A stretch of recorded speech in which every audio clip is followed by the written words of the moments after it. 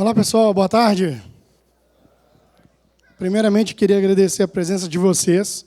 São 10 anos de Moon Brasil. Isso graças a cada um de vocês que está aqui e também distribuidores, né, fornecedores, trainers, consultores, etc.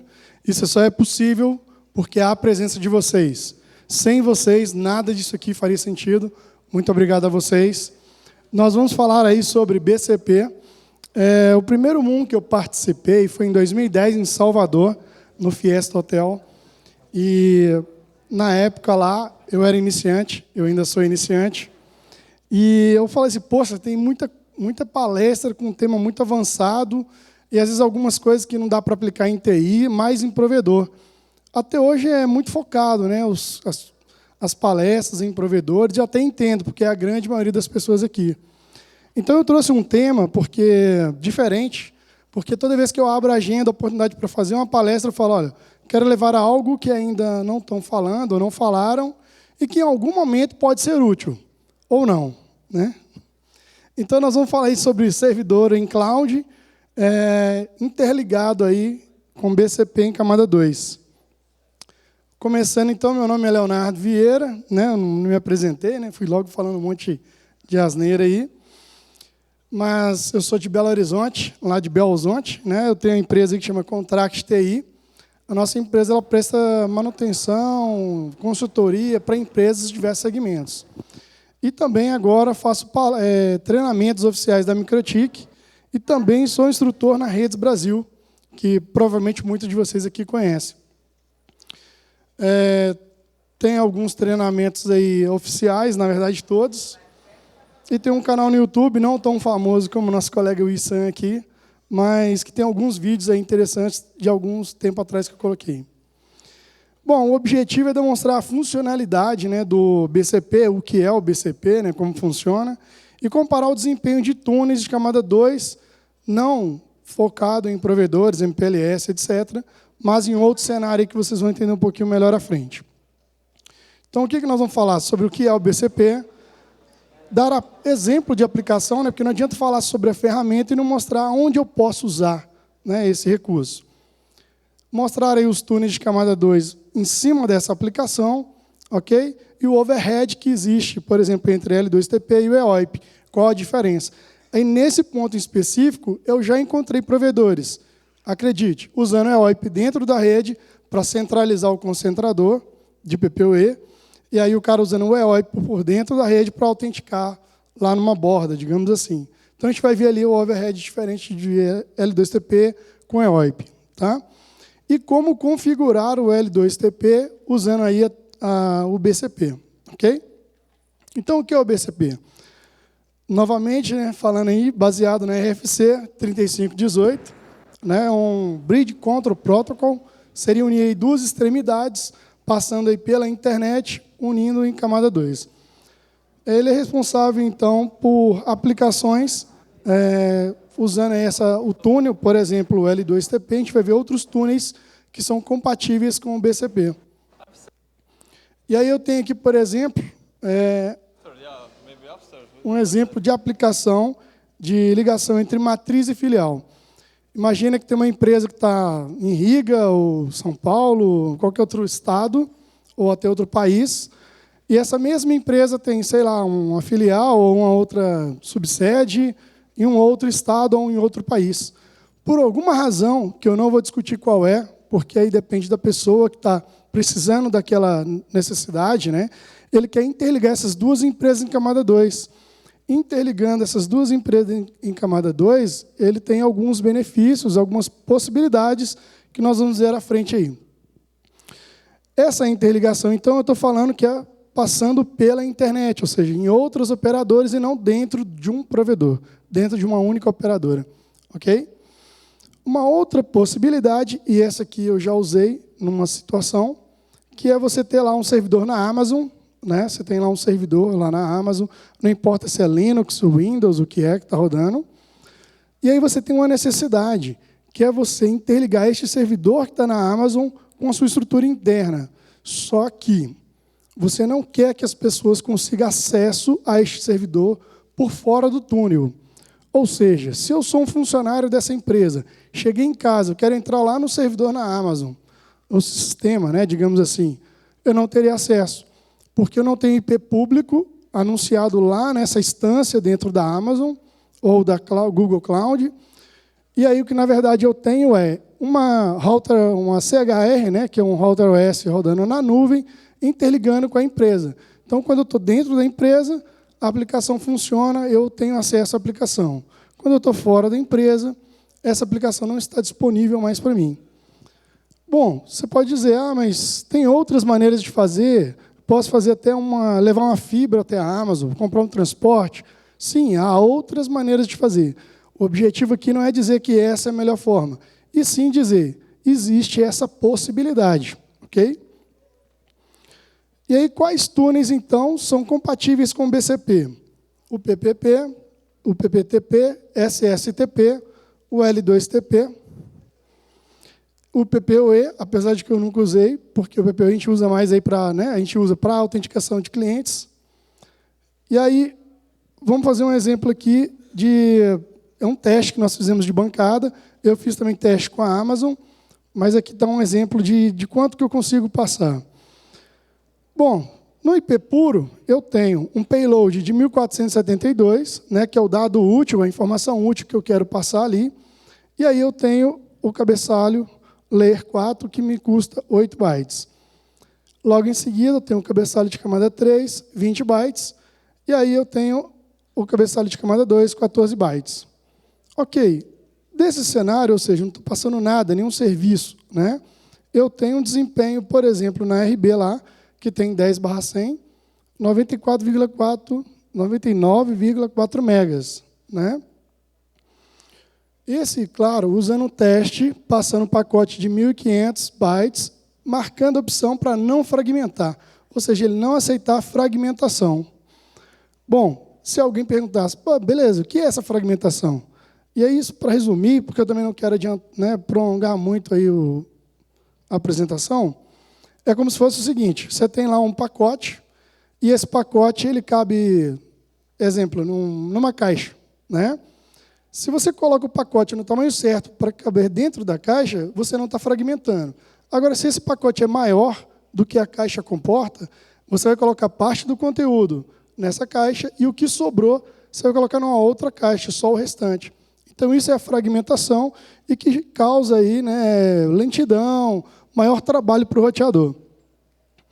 Bom, usando aí uma VLAN, claro que você vai me dizer, VLAN não é para passar pela internet. Ok, eu só estou comparando parâmetros, só para você ter norte, ok? Usando aí a VLAN, nós temos o payload, o mesmo tamanho, 1472, o layer 4, 8 bytes, layer 3, 20 bytes, e aí a VLAN, eu tenho ali 4 bytes, que é a tag da VLAN. E aí eu tenho o layer 2, 14 bytes, totalizando full frame de 1518. Comparando com o EOIP, nós podemos ver que o full frame, o EOIP torna-se esse full frame maior. Ok? Na VLAN eu tinha o quê? 4 bytes de overhead.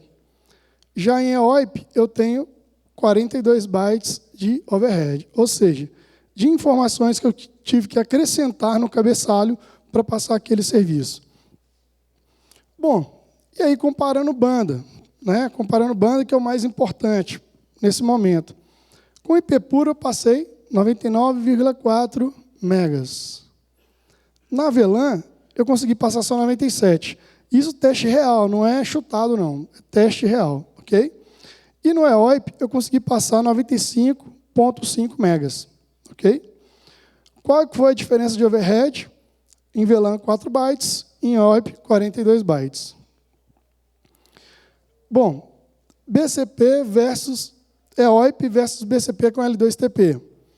Eu tenho aí, então, mesmos payload, né, e aí vem os mesmos cabeçalhos, que eu não vou citar um por um aqui novamente.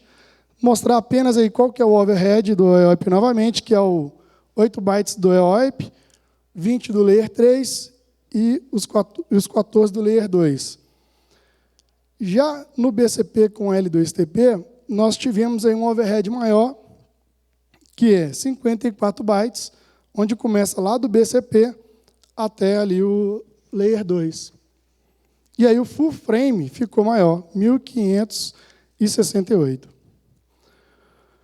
Comparando então banda, quem passa mais banda? É OIP ou BCP com L2TP? E aí eu fiz o teste também. O BCP passou 95,1 megas, o EOIP passou 95,5 megas. E qual que foi a diferença de overhead? 54 bytes para 42 bytes. Bom, vamos aí então a mais algumas informações. O EOIP, ele é necessário ter IP público acessível nas duas extremidades. Ou seja, se eu estou falando de empresa versus Amazon, eu tenho que ter na empresa o IP fixo acessável, direto, né? Ou seja, não atrás de um CGNAT, um Monat qualquer. E lá na Amazon, claro, eu consigo facilmente, pagando pouco por isso, ter um IP fixo acessível.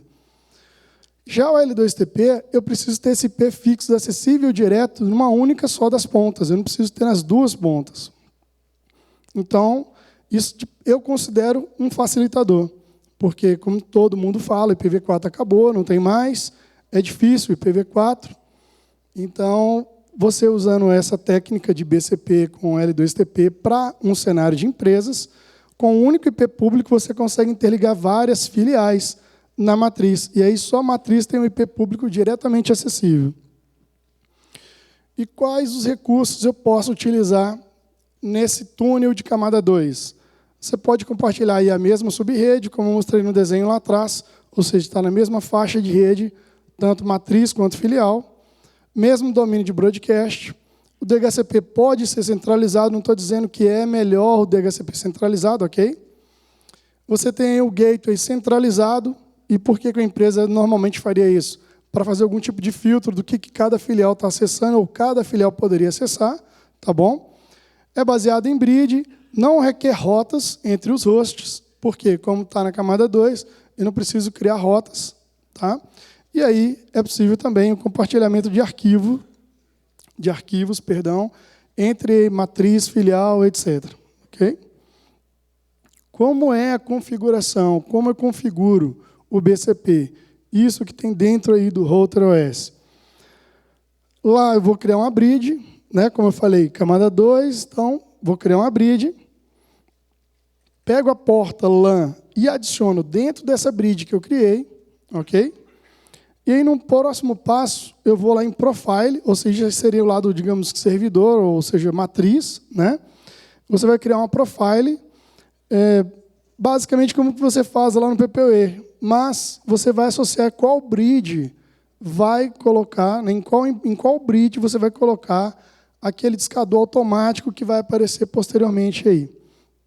Então, eu associo ali a BCP L2TP, que é a bridge que eu criei logo atrás, tá? Habilito o L2TP Server, né? Coloco ali, clico em L2TP Server, Enable. Aqui, no caso, eu usei da minha empresa, por exemplo, para a Amazon, eu usei lá 1.500 de MTU, e, incrivelmente que pareça, passou. Claro que você não tem como garantir o que está dali para frente, você vai conseguir passar todo o MTU, mas nesse cenário que eu fiz, eu consegui passar, tá? Desmarco o PAP, que não é seguro, porque a senha é passada em texto plano, e aí você dá OK. E aí eu vou criar o login e senha de autenticação da filial. Então, você vai lá em Secret, coloca lá qual é o usuário e a senha, habilita o serviço L2TP, né? Qual é o serviço que eu vou poder usar aquela senha para se autenticar, ok? Define a profile que você criou, que é o BCP Profile, e qual que é o local e o remote address, depois que o túnel ali é fechado. Isso aí é o IP do túnel, ok? Na filial, o passo é simples. Você vai criar também uma bridge. Dentro dessa bridge, colocar a interface LAN, né? Ou seja, que está atendendo ali, levando para o switch, digamos assim. E aí, você vai associar, quando você for criar lá então, ali adicionou a porta LAN. Quando você for criar o discador, ou seja, o L2TP Client, nele você vai colocar o IP público da outra ponta. Se esse IP público não é fixo, ou seja, a filial ela tem um acesso direto, mas o IP não é fixo. Ou seja, o MPEG pode estar aí dinâmico, mudando com frequência. Eu posso usar o Cloud, que é um endereço aí fornecido pela MikroTik, né, onde você está associando um nome com base no número de série da RB. Então, você associa ali o Cloud, eu viajei ali, né? O que você está falando aí, gente? E aí você coloca lá o usuário, a senha e associa o profile que você criou. Desmarca o PAP. Ok. Feito isso, o que vai acontecer? Ele vai discar, né? Ou seja, eu falo discar porque eu venho da época do discador, do S-Robotics, 56K, IRQ3, né? Eu sou dessa época aí. Então, ele vai discar, ele vai conectar, vai fechar o túnel, perdão, não vamos falar, né, português aqui correto. E aí, devido à configuração que você fez lá do profile, assim que ele estabeleceu o túnel, ele vai jogar dentro da bridge. Então, pronto, você vai ter agora as duas extremidades, digamos assim, no mesmo domínio de broadcast, com poucos passos, ok? Detalhe, a L2TP não é possível você manualmente colocar dentro da bridge, e sim utilizando essa técnica de BCP. Tá? Bom, concluindo, apenas o lado servidor precisa ter público. É um cenário que eu dei aqui de exemplo que poderia ser utilizado por uma empresa, né? E não necessariamente por um provedor de internet. Para cada novo cliente, ou seja, cada nova filial, basta criar uma nova senha de acesso para esse túnel e aí configurar o lado do cliente. Não precisaria ficar para cada filial mexendo na RB que está na matriz. E a escolha de qual túnel que você vai usar depende. Eu fiz aqui um exemplo com L2TP, mas existem outras formas de você fazer. O objetivo era mostrar algo que até o momento eu ainda não tinha visto ninguém mostrando aqui no Mundo Brasil. Ok? Muito obrigado. Aí estão os meus contatos. Dúvidas?